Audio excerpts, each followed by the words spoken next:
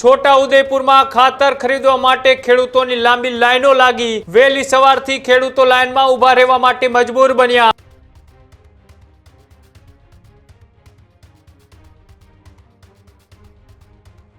ખાય છે ખાતર નહીં મળતું, 100 રૂપિયાનું પેટ્રોલ ભાવ ના આવે છે, આખો દિવસ અહીં લાઈન માં પડી હશે ને પાછા જતા રહે છે। સરકાર કાથી ખાતર આપે એ 2 નંબર માં બધું વેચી ખાઈ જાયેલું। ડીલર વળતી આયો હોવાની લેન મે ઉભો રહીને વળી ખાધા ને પીધા વગર ન દોડી આ ખાતર લીધે।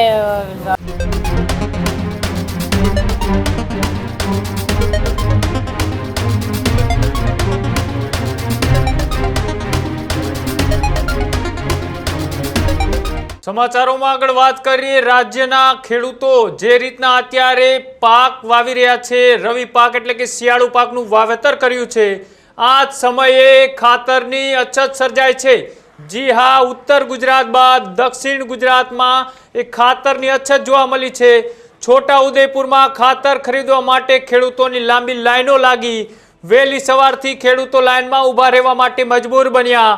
તો ખાતરની કાળાબજારી થતી હોવાના પણ ખેડૂતોએ આરોપ લગાડ્યા।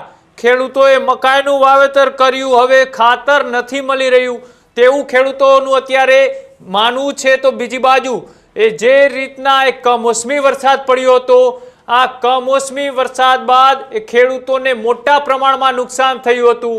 એ નુકસાનીની ભરપાઈ કરવા માટે ખેડૂતોએ જે રવિ પાકનું જે વાવેતર કર્યું છે, આ વાવેતરમાં પણ તેમને ક્યાંક ને ક્યાંક મોટું નુકસાન થાય તેવી ભીતિ દેખાઈ રહી છે।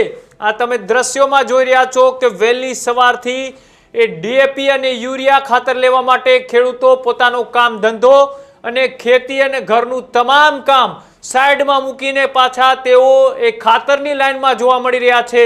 અને ખાતરની અછત હોવાનું એ ખેડૂતો અત્યારે કહી રહ્યા છે। તો બીજી બાજુ ક્યાંક ને ક્યાંક કાળાબજારી થઈ રહી હોવાના પણ આરોપ લગાડી રહ્યા છે।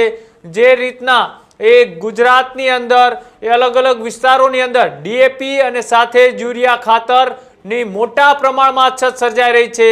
એક બાજુ સરકાર કહી રહી છે કે કોઈ સારી વ્યવસ્થા કરવામાં આવશે, ઝડપથી ખેડૂતોને એ ખાતર મળી રહે, પોતાનો પાક નિષ્ફળ ન જાય તેવી વ્યવસ્થા કરવામાં આવશે। પણ લાંબા સમયથી અલગ અલગ વિસ્તારોમાંથી જે સમાચાર સામે આવી રહ્યા છે કે ખેડૂતોને ખાતર લેવું એ ખૂબ જ મુશ્કેલ બની રહ્યું છે।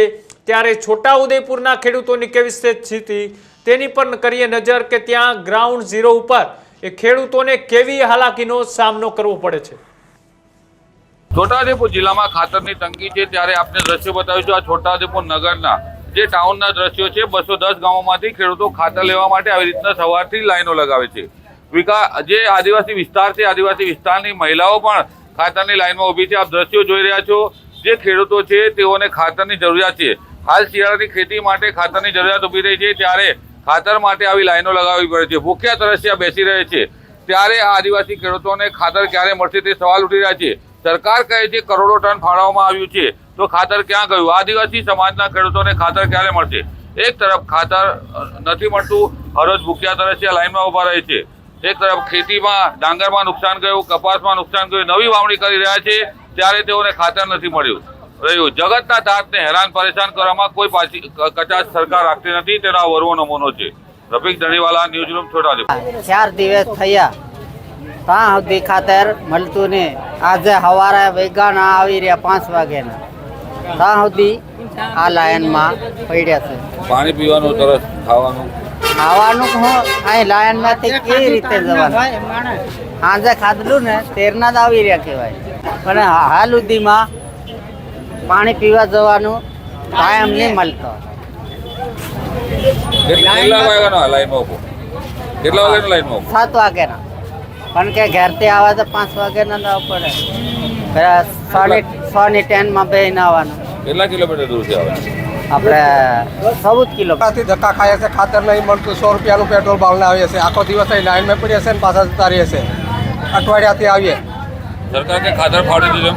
સરકાર કાથી ખાતર આપે એ 2 નંબર માં બધું વેચી ખાઈ જાયેલું। અહીં પબ્લિકને કેટલી બધાને તકલીફ પડી, જો કે લાઈન રોજના આવી રીતે લાઈન પડે, એમનું મંજૂરી બગડે, ખેતી બગડે, ટાઈમ બગડે, એનું કોઈ દેખતા નહીં ને। ઓટલી વાતે પેલા રાજકારણીયા ઘર પીતા ને આજે કોઈ અહીંનું બની રહેતો, પબ્લિકને અહીંયા મરવા બધાને છોડી દીધા।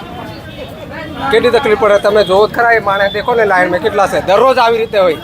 બધા સંઘો પર અહીંથી બોડેલીથી જેતપુરથી માંડી ઠેક રંગપુર સુધી આવી રીતે ખાતર મળતું નહીં. રોજના અમારે લાઈનમાં પડવાનું ને પાછા અહીં ભૂકેલા સાંજે થઈને ઘેર ખાવાનું. હા ચિલ્લર વળતી આવ્યો હોવાની લેન મેં ઉભો રહીને વળી ખાધા ને પીધા વગર ન દોડી આ ખાતર લીધે ઊભો થઈ રહ્યો વળી ખાતર નહીં મળતું તો કરવા નાખવું તો પડે ને. હા ડોંગેનો પાક ગયો, હા મક્કીનો પાક તો લેવાનો ને. હા તો પછી શું કરવા, એટલે હવે લેવું તો પડે ને. ખાતર નાખ્યા વગર કેટલા દાડાથી લગા અમે તો આખાનો અઠવાડિયું થયું વળી.